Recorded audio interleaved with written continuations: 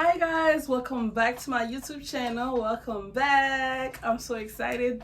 It's a new year. I'm super excited to go over a lot of stuff on this channel. Please subscribe to, subscribe, share it to your friends, share this with your family. Just share this video, like, comment, please, because this is the channel you guys want to be at, because I'm going to be going over a lot of things this year: business credit, personal credit, buying a home, how to buy a home when you're a business owner, all these extra good stuff we're going to go over in this channel. So please subscribe, okay? Okay, so I'm so excited. So let's get right into this video.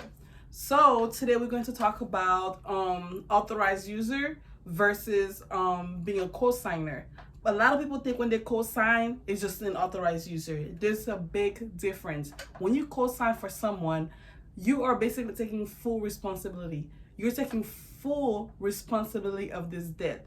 So let's say you're buying a house, right? Your friend is buying a house, and you're co-signing on the house. You both are responsible for the house if you co-sign. Whatever it is, whether it's a car, whether it's a credit card, whatever it is you're buying, if you co-sign, if you're a co-signer, you are saying, I'm taking a full responsibility. It's like you buying the car. You guys are both responsible for the things you guys are buying, whether it's a car, whether it's I don't know, a couch, furniture, whatever it is. Before you co-sign, think.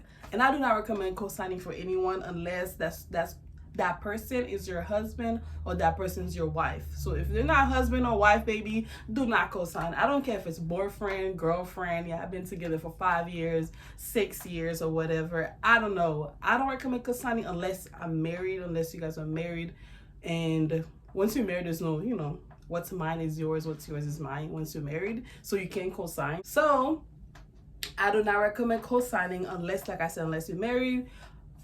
Okay, maybe you can co-sign for a mom or a dad, or for your kids, you can co-sign. But just so you know, you're taking full responsibility. If the person can't afford to make the monthly payment, you have to be able to step in to make that payment for that person, because it's going to hurt your credit as well. So let's say you buy a car, you co-sign for your child for the car, and let's say they stop making payment, your credit will also take a hit once they stop making payment. So whatever they do with the car, if they got a repo, whatever happened to that car is going to your credit as well. And if the owner, well, the creditor, choose to sue or take legal action because you guys stopped paying, something happened, something happened with the car or something like that, and they want to take legal action or whatever, you both will be responsible for the action. Whatever happened to the car, you both will be responsible for it. So like I said, co-signing is something that you should not take lightly. You shouldn't take, oh, I'm just going to co-sign for my friend for her couch. I'm just going to go co-sign for her because she wants to get a new place. She wants to get into a new place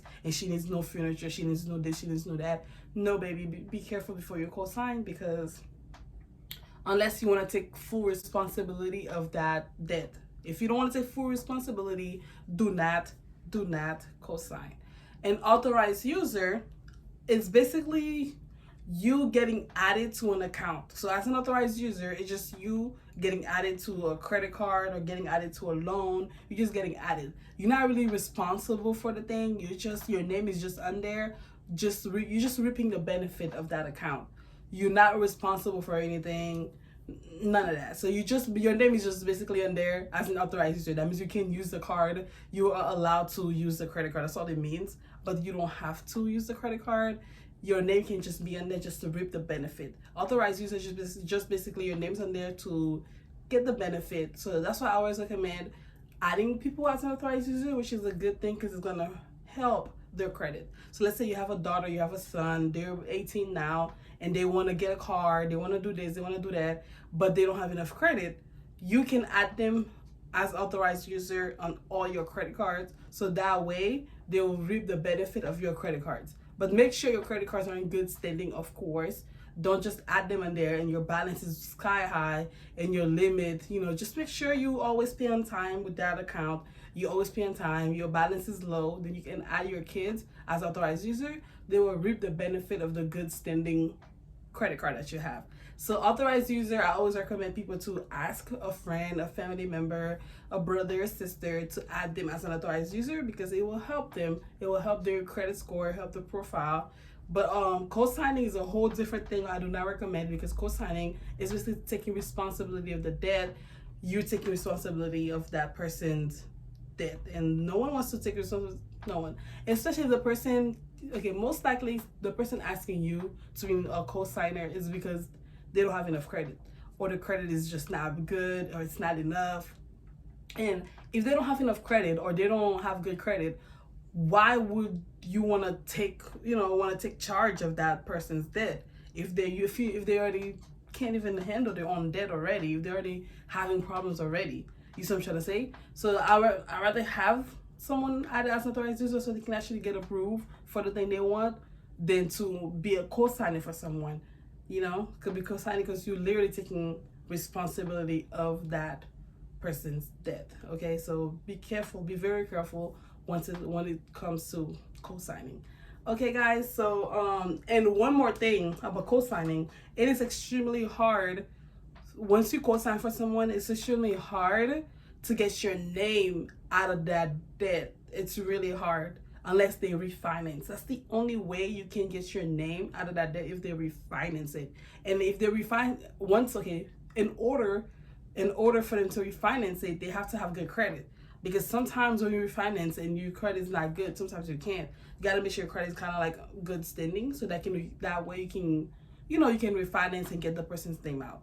So the only way you can get your name out is refinance, and it's up to the person to refinance the loan or the credit card or whatever it is. It's up to the person to refinance the loan, and just stay away from co-signing. It's just a mess.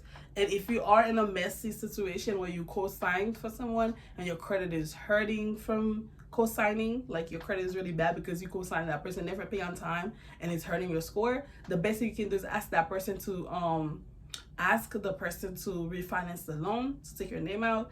But like I said, refinancing can be tough if the credit is not in good shape, if the credit is not in good standing, or it's not in good shape. So I would, if I were you, I would talk to the person, try to get their credit together. We do there's a lot of credit repair companies out there that's willing to help you. There's a lot of information. They can get their credit together so that way they can refinance and get your name out of the situation.